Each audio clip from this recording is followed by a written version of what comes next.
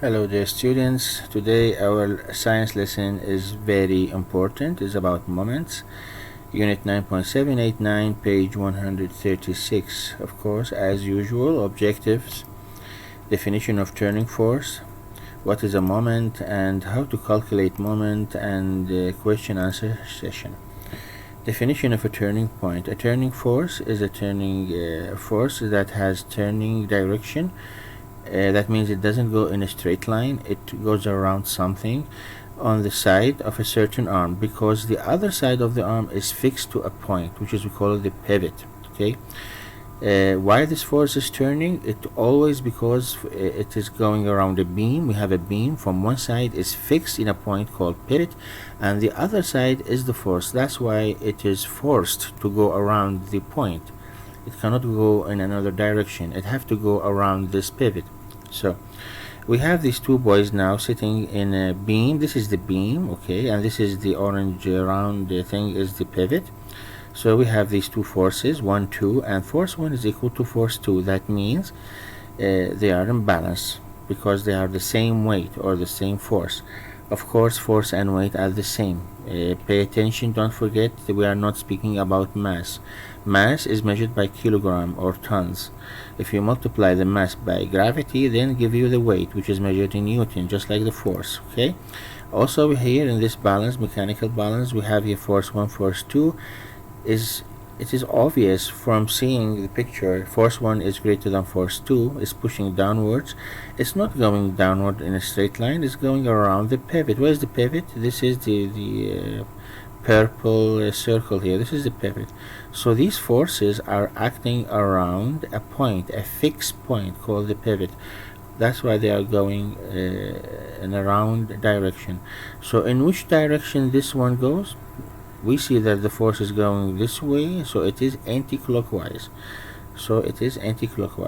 The forces here decide in which direction the turning will be, clockwise or anti-clockwise.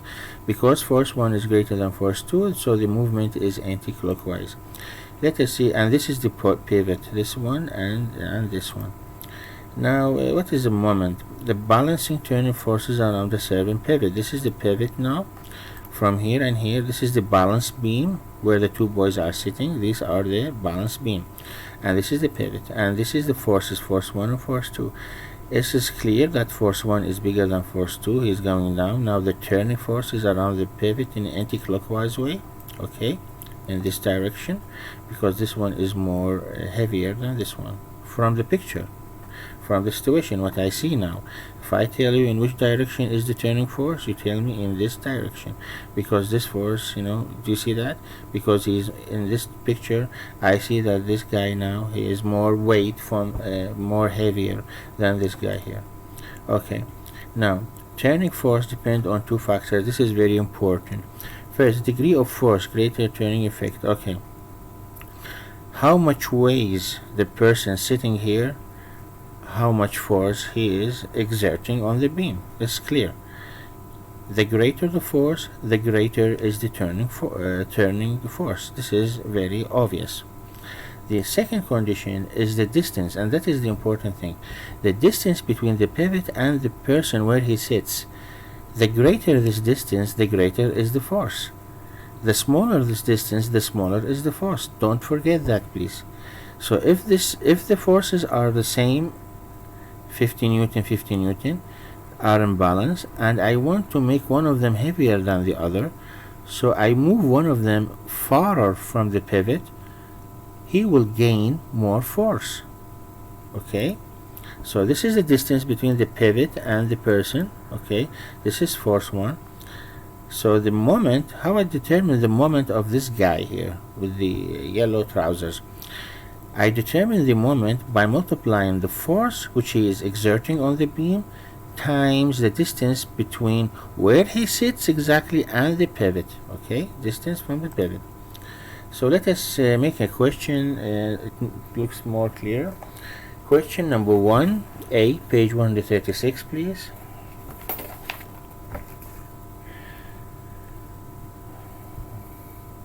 This is a diagram showing two forces, 50 Newton and 100 Newton. As you see, the 50 Newton, the distance between the 50 Newton and the pivot is more. That means it has gained force because it's more away from the pivot. So how much momentum I have for the force 100? Let us see. These are the distances. The force 100 is 0.4 meter away from the pivot, and the force 50 Newton is away 0.8 meter from the pivot. Now, the moment equals for 100 is 100 times 0.4, 40 Newton meter, okay? Now, the moment of this one is 50 times 0.8 meter, which gives me 40 Newton meter also. So the moment from the left is equal to the moment from the right. That means there is no turning force here, because the moment from the left equal to the moment of the right. If you tell me why, sir, because here is 100 Newton, this is bigger, it should go in this direction, I tell you no, but this one is 50 Newton, I know, but it's replaced farther, more away from the pivot, so that it gained more power here, okay? So there's no turning, not from the left and not from the right, okay? This blue arrow shows you that 100 Newton is more than 50 Newton. In fact, it should turn this way, the direction of turning this way. But because the 50 Newton is replaced farther, you see, 0.8 meter is much more away from, is double the distance between the pivot in comparison with the 0.4, okay? So they are imbalanced, so there is no turning point. The beam is imbalanced because the two moments are equal. Now let's go to question number 2, page 136. Here he is speaking about a seesaw is 4 meter long with a pivot at the midpoint. A boy of weight 400 Newton sits at a distance of 1.5 meters from the pivot. His sister weighs 300 Newton. Draw the diagram first and then show us where should his sister sit so that we have a balanced beam. Okay, the drawing will be something like that. 400 Newton, this is the brother, sits 1.5 meter away from the pivot. This is the pivot, and the length of the beam, all of it is 4 meter, okay? That means when this is 1.5 meter, how much left from the beam? 4 minus 1.5, how much? 2.5.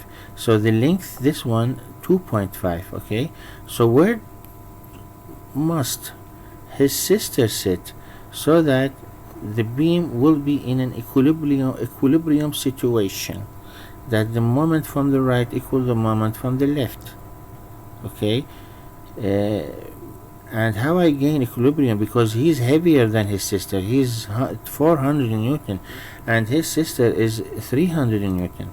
So we have to write this one. This is important. To have an equilibrium, to have a balanced beam, the moment clockwise must be equal to the moment anti-clockwise. Clockwise is in this direction, this is clockwise, and anti-clockwise is in this direction. So this is very important equation. So let us make this one. So his sister, which weighs 300 Newton, she have to sit in a position called D, a variable. Until now we don't know, so we put a variable, equal the brother, which he weighs 400, multiply by 1.5 the distance away from the pivot. Where the brother sits, 1.5 meter away from the pivot, 400 multiplied by 1.5, this is the momentum that the brother causes, okay? So how much is the D so that I can have an equilibrium? It's going to be 400 times over 300, 2 meters. So the sister must sit 2 meters away from the pivot so that we have an equilibrium. That means momentum from the right equal momentum from the left. There is no turning force. They are in a balanced situation, and she leaves only 0.5 meter behind her. She has to sit here exactly to have an equilibrium. Now the forces are equal. In spite of this is 400 and this is 300, it doesn't matter, because the sister is sitting more away, more further or farther from the pivot. He sits 1.5 meters away, but she sits more, 2 meters away from the pivot, which gains her more power. Okay, now try to do as homework question 3, page 137. It is very important. Thank you.